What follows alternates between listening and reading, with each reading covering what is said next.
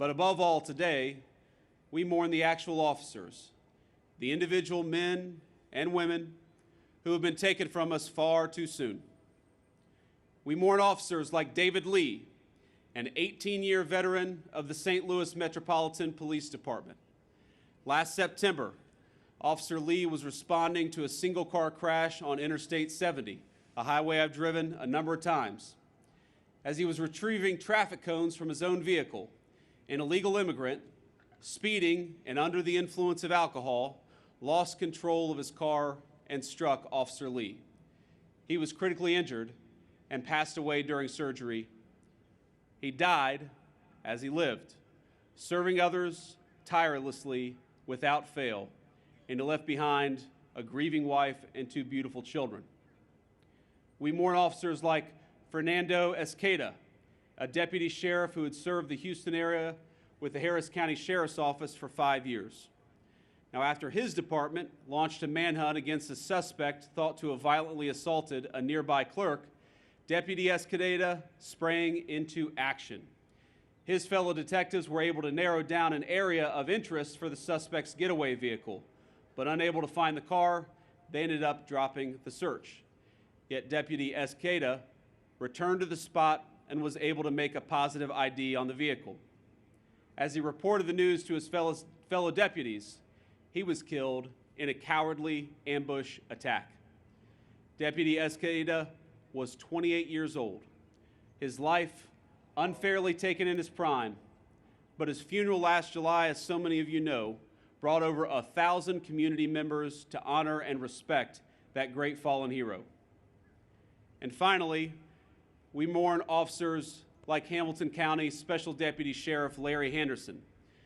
Now, I realize this case occurred not in 2024, but more recently, not even 2 weeks ago, in fact, but the story hits especially close to home because I am, of course, a person who calls Cincinnati my home.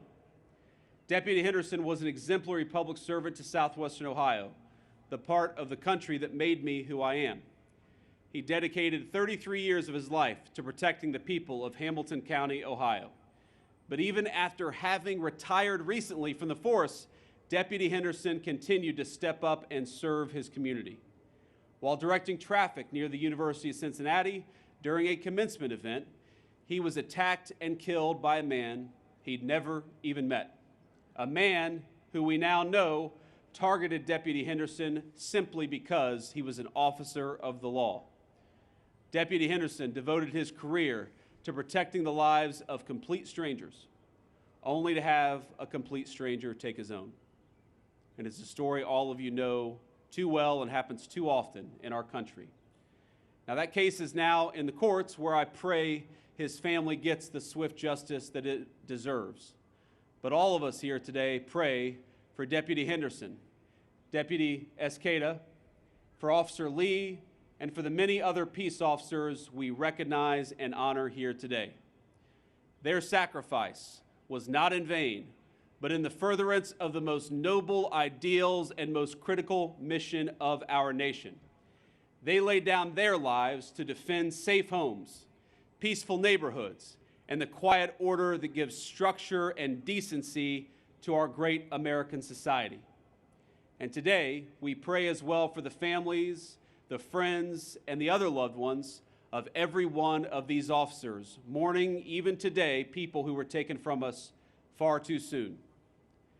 Behind each of those officers' badges was a beating heart, a family waiting to hear how the day went, a home left emptier and quieter and sadder than it should be.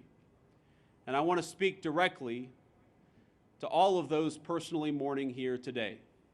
Your loss is our nation's loss.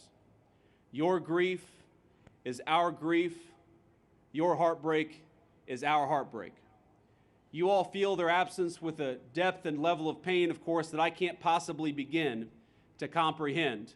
But I'm here today to tell you that our administration, and I believe the whole of the American community, stands with you, both as fellow citizens, but also as beneficiaries of the ultimate sacrifice laid down by your loved ones. We love you, and we're grateful to you.